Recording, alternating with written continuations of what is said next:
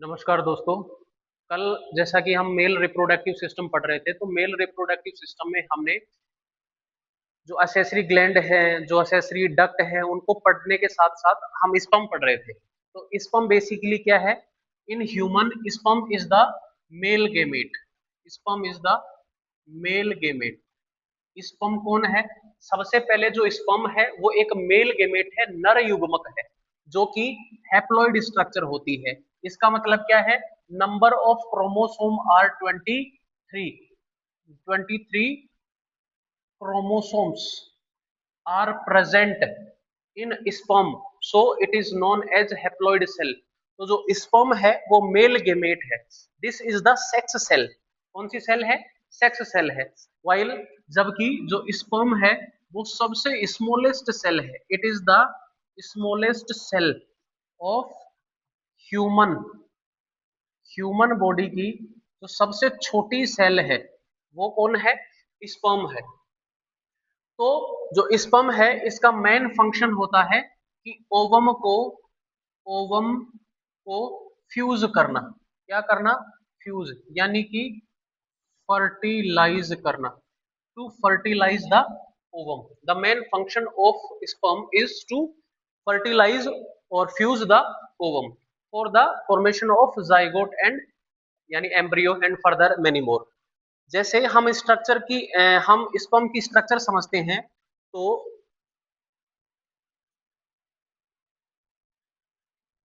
ये basically sperm की structure है। कौन है? स्पर्म की स्ट्रक्चर है। ये स्पर्म है, ये दो पार्ट में डिफरेंशिएट होता है। एक जो पार्ट है इसका हेड है, एक इसका नेक रीजन है एंड एक इसका टेल रीजन है। स्पर्म है इन तीन पार्ट में डिफरेंशिएट होता है। एक है हेड रीजन, एक है टेल रीजन, एक है नेक रीजन। अब स्पर्म है उसके बाहर एक चारों ओर एक कवर्ड मेम्ब्रेन प्रेजेंट होती है, जिसे हम कहते हैं प्लाज्मा मेम्ब्रेन। ये क्या काम करती है? Covered the sperm. स्पर्म को कवर्ड रखने का काम करती है। जबकि जो एक्रोसोम है, which is cap like structure, ये कैसी स्ट्रक्चर है? कैप लाइक स्ट्रक्चर है, जो क्या काम करती है? फर्टिलाइजेशन। फर्टिलाइजेशन में काम करती है। यही है वो फ्यूज होती है ना? किसके साथ में? ओवम के साथ में। While the central body is having chromosomal material. कौन? क्रोमोसोमल मटेरियल, डीएनए आरएनए इसके अंदर प्रेजेंट होते हैं। एक जो नेक रीजन है, जो मिडिल पीस है, इसे कहते हैं मिडिल पीस। क्या कहते हैं? Middle piece. मिडिल पीस में थाउजेंड्स ऑफ माइटोकॉन्ड्रिया प्रेजेंट होते हैं, जो इस स्पर्म को मोटिलिटी के लिए रेस्पॉन्सिबल करते हैं, यानी इसको चलनशील, लोकोमोटरी बनाने के लिए रेस्पॉन्सिबल होते हैं। और टेल है, ये हेल्प करती है स्पर्म को मूवमेंट करने में। तो ये एक ओवरऑल बेसिक स्ट्रक्चर है स्पर्म की। स्पर्म के पास में एक्रोसोम, एक टोपीनुमा संरचना, जिसके अंदर क्या प्रेजेंट होता है? न्यूक्लियोलस यानी क्रोमोसोमल मटेरियल। जब जो स्पर्म है वो फ्यूज होता है ओवम के साथ में, तो क्या होगा? जो स्पर्म का क्रोमोसोमल मटेरियल है वो ओवम के यानी ओवम के साथ में मिक्स हो जाएगा और वो एक जाइगोट का फॉर्मेशन कर लेगा।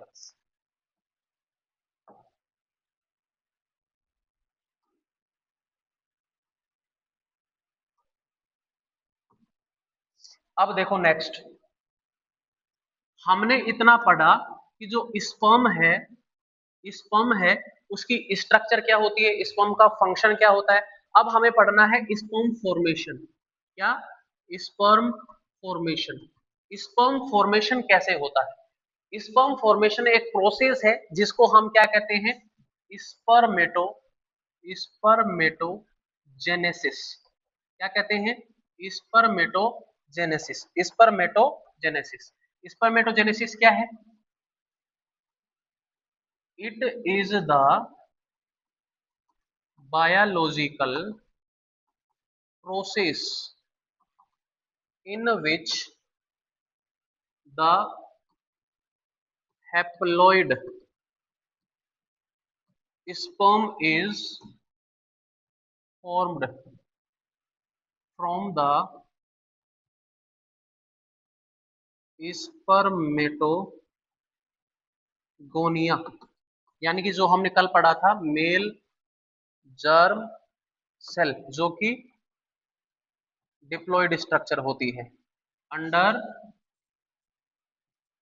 Meiotic division, under meiotic division. This process is known as spermatogenesis. Spermatogenesis एक प्रोसेस है जिसमें फॉर्मेशन ऑफ स्पर्म, स्पर्म का फॉर्मेशन होता है किससे? फ्रॉम द स्पर्मेटोगोनिया, यानी कि मेल जर्म सेल जो डिप्लॉयड सेल है उसमें मियोटिक डिवीजन होता है जिसके द्वारा जो जो हैप्लॉइड स्पर्म है उनका फॉर्मेशन होता है। उस प्रोसेस को स्पर्मेटोजेनेसिस प्रोसेस कहते हैं। अब स्पर्म का